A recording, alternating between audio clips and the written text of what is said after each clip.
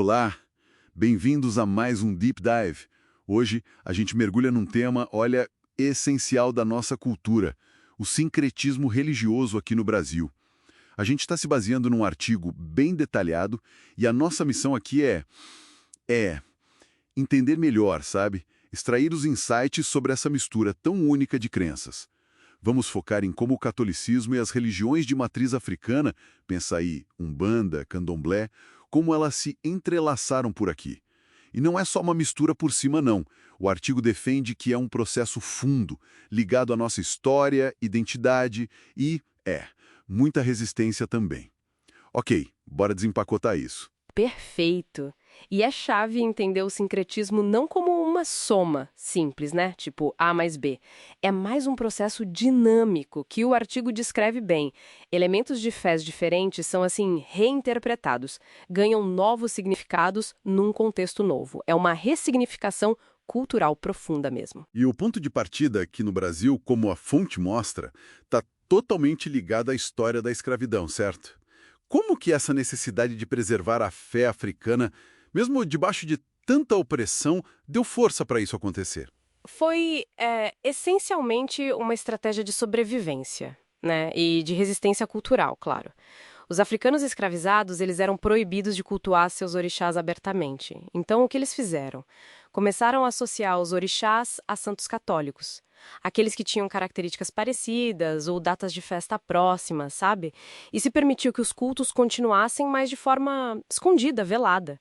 Assim, eles mantinham a identidade viva, mesmo com a imposição do catolicismo, e, curiosamente, a própria estrutura da igreja, com os santos, o calendário, acabou dando os elementos para essas pontes. Traz, que é crucial, talvez não seja óbvio para todo mundo.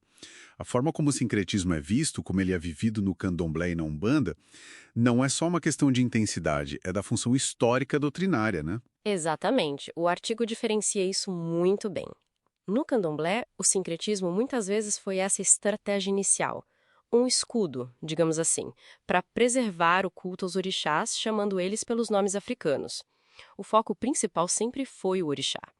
E embora faça parte da história, muitas casas hoje mantêm uma ligação forte com as raízes africanas, ou até buscam o que chamam de dessincronização.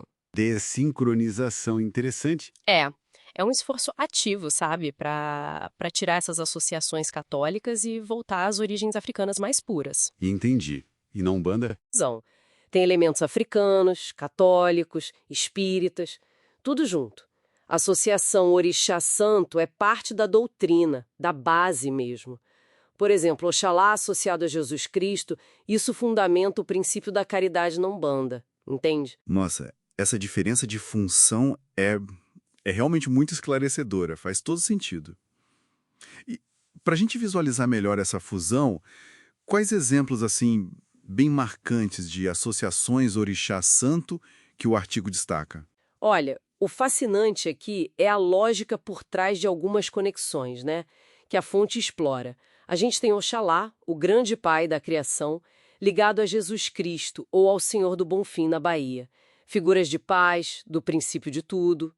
Ogum, que é o orixá guerreiro, do ferro, da tecnologia, associado a São Jorge, que também é um santo guerreiro, né?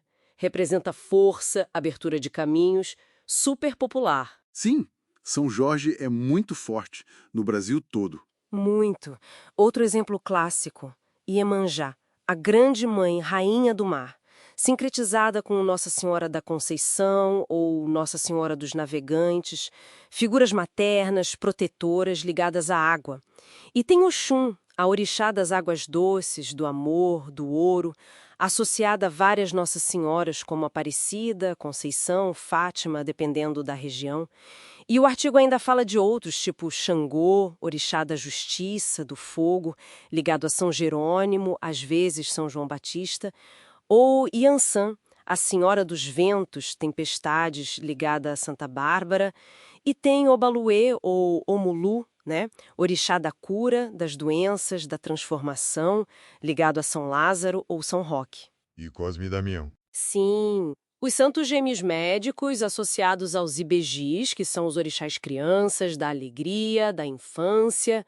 E ainda tem a questão complexa de Exu, né?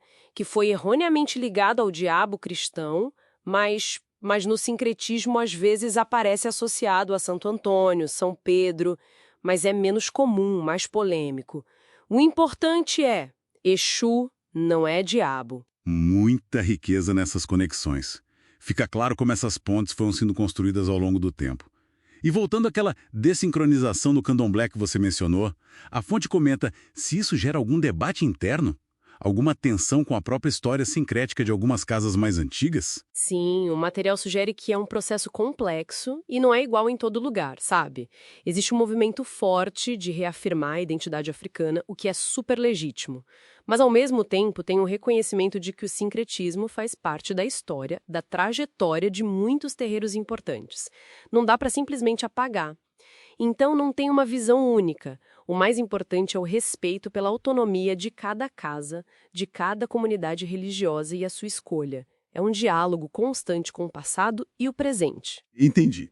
Então, o que tudo isso significa hoje? Qual o legado desse sincretismo para a identidade religiosa do Brasil atual? Olha, o sincretismo, como o artigo mostra bem, não só permitiu que tradições africanas sobrevivessem, né? Mas ele moldou a cara da nossa religiosidade. Criou fés que são unicamente brasileiras e também criou um ambiente onde, de certa forma, há mais coexistência. Mesmo com essas tendências de revisão ou desincronização, que são válidas, ele continua sendo uma marca muito forte da nossa história. Uma história de resistência e adaptação cultural. Bom, então, recapitulando rapidinho os pontos-chave que a gente tirou do artigo para esse deep dive, a gente definiu o sincretismo como essa ressignificação dinâmica, viu a origem na resistência durante a escravidão, diferenciou bem o papel histórico e doutrinário na Umbanda e no Candomblé, e deu exemplos marcantes como Oxalá Jesus, Ogum São Jorge e Iemanjá Nossa Senhora. Exato. E se a gente conecta isso a um quadro maior, o sincretismo religioso brasileiro é um testemunho vivo, sabe? Da força da resiliência cultural. Mostra como a fé se adapta, resiste, se transforma mesmo diante de situações super adversas. Cria novas formas de expressão espiritual a partir desse diálogo, mesmo que tenha sido um diálogo imposto no início. É uma história poderosa. E para a gente fechar, queria deixar uma reflexão que surgiu lendo outras partes do material. A gente falou dos orixás, mas tem outras figuras importantes, né? Como os pretos velhos, que são entidades da Umbanda frequentemente ligados a São Benedito, ou a própria complexidade de Exu, que escapa de associações simples. Fico pensando, como será que a evolução da nossa sociedade, a forma como a gente lida hoje com as nossas heranças culturais, pode influenciar o futuro do sincretismo? Será que podem surgir novas formas, novas reinterpretações?